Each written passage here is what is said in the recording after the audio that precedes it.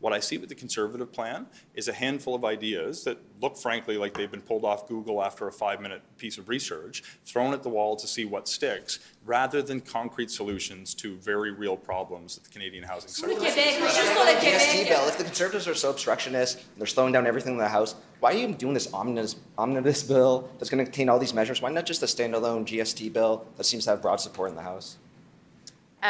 Well, look, what we've seen, over the past couple of years is that the Conservatives don't like to admit publicly that they're against something that is popular, right?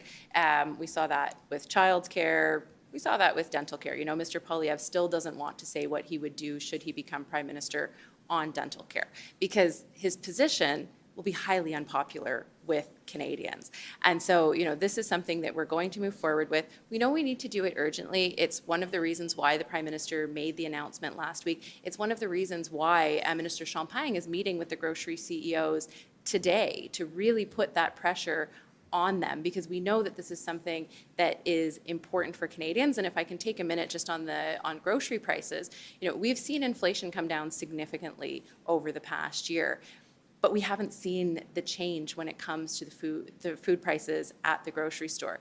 Groceries chains in this country are making record profits right now on the backs of Canadians. And so I have to give it to the parliamentary committee last year that did a great job bringing them in, demanding transparency from them. And what we learned through that process is that we have to modernize the Competition Act.